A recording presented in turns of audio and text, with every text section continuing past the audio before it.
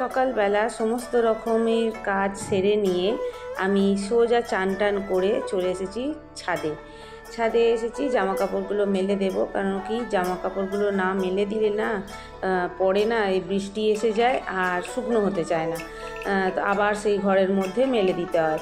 তো যখন দেখেছি যে সকালবেলা একটু রোদ উঠেছে তখন বলি না, জামা কাপড়গুলোকে মেলে দিয়ে যাই। খুব যে জোরে বৃষ্টি হচ্ছে তা কিন্তু না, আমাদের এখানে হচ্ছে মাঝে মাঝে একটু ঝিরিঝিরি করে পড়ছে, কিন্তু ঝিরিঝিরি করে পড়লেও তো আর মেলে দেওয়া যায় না, আর জামা কাপড়গুলো তখন ঘরের মধ্যে শুকনো করতে দিতে হয়। Hello everyone, good morning. আশা করি তোমরা সবাই খুব ভালো আছো। আমার সকল দর্শক বন্ধুদেরকে শুভ সকাল জানিয়ে আজকের ব্লগ ভিডিওটা শুরু করছি। আজ মঙ্গলবার, আজকে আমি যাব পুজো দিতে একটু। আজকে মঙ্গলচণ্ডীর মায়ের পুজো আছে, ওটাও দেব, আর হনুমানজির ওখানেও পুজো দেব। কেন কি হনুমানজির জন্য তো আলাদাভাবে উপোস করে পুজো দেওয়া হয় না, তো যখন আজকে উপোস করে এমনি পুজো দিচ্ছি তো তখন আজকে হনুমানজির পুজো দেব। তো সকালবেলা আগে ব্রেকফাস্টটা বানিয়ে নিচ্ছি, ব্রেকফাস্টটা করে রেখেই আমি পুজো দিতে যাব। আমার শাশুড়ি মা আর আমি হচ্ছে এই মঙ্গলচণ্ডী মায়ের ব্রতটা করেছি, তো সেই জন্য আমরা লুচিটাই দুপুরবেলা খাবো, আর সকালবেলা হচ্ছে এমনি এই চাটা খেয়ে নেব, ব্যাস হয়ে যাবে। তো তারপর দেখো আমি পুজো দিতে গেছি, গিয়ে দেখছি আমার এক বন্ধু ওখানে পুজো দিতে গেছে। তো দেখে বলছে তুমি ছবি তুলছো, তাহলে আমি একটু ঘোমটা দিয়ে নিই বলে একটু আবার ঘোমটা দিয়ে নিল।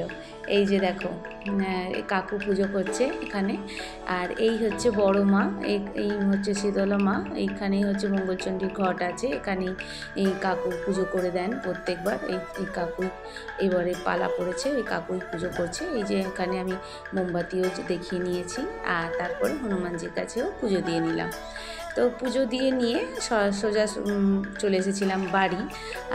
তারপর এখন আর রান্নাবান্না কোনো কাজ নেই, তো রান্নাবান্না নেই বলে তা বলে কিন্তু কোনো ফাঁকিবাজি নয়। তো সমস্ত কাজ যেগুলো রয়েছে এমনি এদিক ওদিক টুকটাক কত কাজ থাকে, রান্না না থাকলে না আরও যেন কাজ আরও বেড়েই যায়।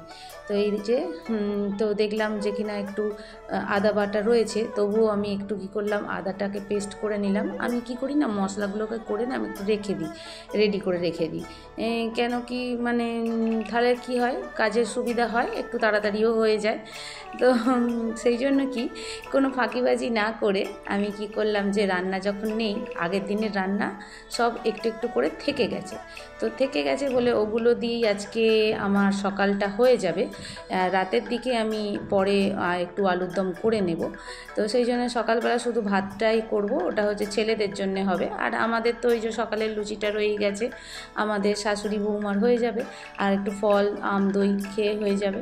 তো তখনই আমি দেখলাম যে কিনা আর কী সব কাজ আছে দেখি, তো টুকটাক করে সেরে নিচ্ছি।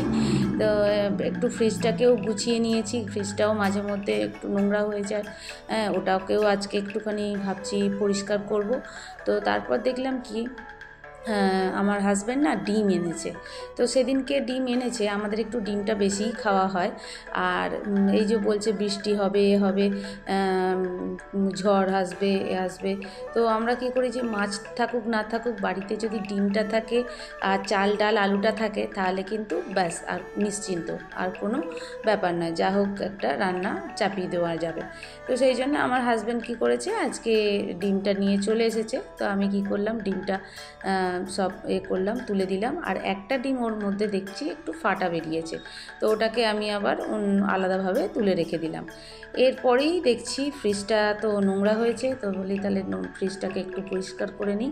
এই যে ফ্রিজটা হচ্ছে আমি একটা পেপার পেতে রাখি বলে ভিতরটা অতটা ময়লা হয় না, কিন্তু বাইরের দিকটা একটু ময়লা হয়ে যায়, তো সেটাকেই একটু পরিষ্কার পরিচ্ছন্ন করে নিচ্ছি। আর পরে হচ্ছে উপরটা পরিষ্কার করে নেব ভালো করে। তো এমনি এটা পরিষ্কার করে পেপারের ওপর থেকে এমনি পরিষ্কার করে নিচ্ছি। তো তারপর দেখলাম কি যে তেলের যে জায়গাটা, যেটা আমি তেলটা ঢেলে রেখে দিই, সেই তেলের জায়গাটাও দেখলাম যে কিনা চটচট করছে। তেলের জায়গা না চটচট করলে না আমার একদম ভালো লাগে না।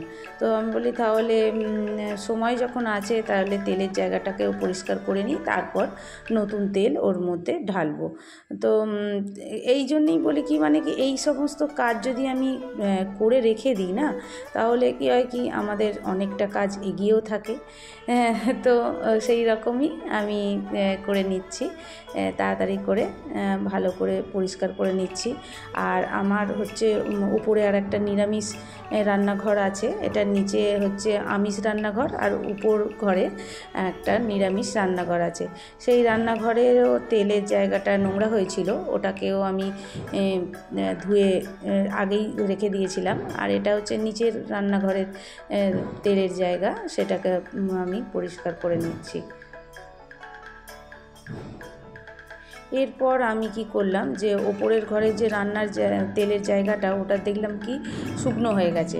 শুকনো হয়ে যেতে ওটাকে আমি একটা কাপড় দিয়ে মুছে নিয়েছিলাম, নিয়ে আর তারপর কি করলাম ওর মধ্যে তেলটাকেও ঢেলে রেখে দিলাম। দিয়ে এই যে কন্টেনারটা আছে, এটা আমি এক্সট্রা তেল ঢেলে রেখে দিই। ওটাকেও আবার ভালো করে পরিষ্কার করে নিচ্ছি, নাহলে তো আবার চটচট পড়বে। তো এইরকমভাবে কাজ করলে কি হয়, বুদ্ধি করে, তাহলে কিন্তু আমাদের অনেক সুবিধা হয়।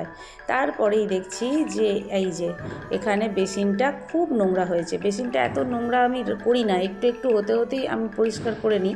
কিন্তু কদিন না আমি অন্য কাজে এমনই ব্যস্ত হয়ে গেছি, ওটা করব ভাবছি আর করা হচ্ছে না। তো বলি তাহলে কেন এটাই বা পড়ে থাকে, এটাকেও পরিষ্কার করে নিই। এরই ফাঁকে কিন্তু আমি আমার শ্বশুরমশাই, আমার হাজব্যান্ড, আমার ছেলেকে, আমার শাশুড়ি মাকেও খেতে দেওয়া হয়ে গেছে, সবাই খেয়ে নিয়েছে। তো তারপর আমি বলি এটা পরিষ্কার করে নেব, তারপর কিছু খেয়ে নেব। তো এই যে সেই মতো পরিষ্কার করে নিচ্ছি। আর এইখানে না এই বেসিনে দেখবে একটা হলুদ মতো দাগ হয়েছে। ওই হলুদ দাগটাকে না আমি কিভাবে পরিষ্কার করি সেটাও তোমাদের সঙ্গে আজকে একটু শেয়ার করব। হলুদ দাগটা দেখো, এই যে জল পড়ে পড়ে না অনেক সময় দেখো একটা হলুদ মতো দাগ হয়ে রয়েছে। তো ওই হলুদ দাগটাকে আমি, এই যে সিরিজ কাগজ, এটা আমি না জল সিরিজ কাগজ বলে, এই জল সিরিজ কাগজটাকে আমি কিনে নিয়ে এসে ছোট ছোট টুকরো করে এরকম রেখে দিই। যেখানে যেখানে এরকম হলুদ মতো হয় না, সেখানটা এরকম করে ঘষে দিলে না এই হলুদ দাগটা কিন্তু একদম সম্পূর্ণ চলে যায়। তো এটাও তোমাদের সঙ্গে শেয়ার করলাম। তো কেমন লাগলো আমার এই ভিডিওটা? যদি আমার এই ভিডিও তোমাদের ভালো লেগে থাকে, প্লিজ আমার চ্যানেলটা তোমরা সাবস্ক্রাইব করো আর অনেক অনেক লাইক শেয়ার দিও। তো চলো, আসবো আর একটা নতুন ভিডিওর সঙ্গে। ততক্ষণের জন্য টাটা।